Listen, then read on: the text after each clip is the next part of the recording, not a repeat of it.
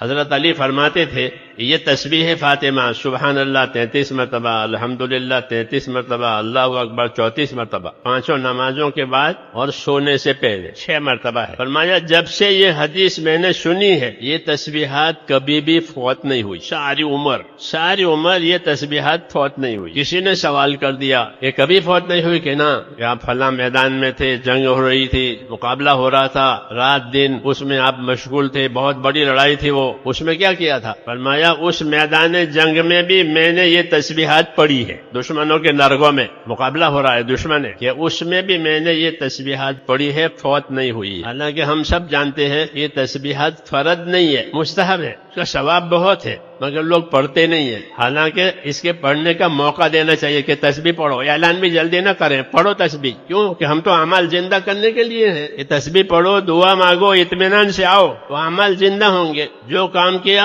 پابندی سے کیا، موت تک یہی کام کیا۔ جیسے حضرت عمر نے فرمایا تھا کہ خیر کے کاموں کے عادی بنو، نیکی کے کاموں کے عادی بنو، تو یہ حضرات اس کے عادی بن گئے۔ عبداللہ ابن عمر کے پاس ایک آدمی آیا کہ حضرت ایک دوا لایا ہوں۔ کیا دوا ہے؟ کہ جوارش ہے۔ جوارش ایک یونانی دوا ہوتی ہے، یہ کس کام کے لیے؟ حضرت کبھی کھانا کھایا ہو اور پیٹ بھاری ہو گیا ہو تو اس کو کھانے سے پیٹ ہلکا ہو جائے گا۔ فرمایا مجھ کو ضرورت نہیں ہے۔ پھر کہا خدا کی قسم ما شبعت منذ اسلمت، خدا کی قسم جب سے میں نے اسلام قبول کیا ہے میں نے پیٹ بھر کر کھانا کھایا ہی نہیں ہے کہ مجھ کو دوا کی ضرورت پڑے۔ وہ 7 سال کے تھے جب اسلام لائے تھے، عمر کے بیٹے، بڑے ذلیل القدر صحابی ہے۔ وہ کہا خدا کی قسم کھا کے کہتا ہوں جب سے اسلام لایا ہوں میں نے کبھی پیٹ بھر کر کھایا ہی نہیں ہے۔ ایک مزاج پابند، خیر کے کاموں کا عادی بننا، اس محنت میں یہ چیز ہے۔ استقامت، نمازوں کے عادی بن گئے، پہلی سب کے عادی بن گئے، تکبیر اولیٰ کے عادی بن گئے، تہجد کے عادی ہو گئے، سخاوت کے عادی ہو گئے،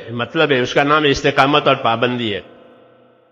صحابہ کرام کے اعمال پر پابندی اور استقامت، مولانا ابراہیم دیولہ صاحب کا خوبصورت بیان۔ مزید ایسے بیانات کے لیے ہمارے یوٹیوب چینل بیانات کلپس کو سبسکرائب کریں اور دوستوں کے ساتھ شیئر کریں۔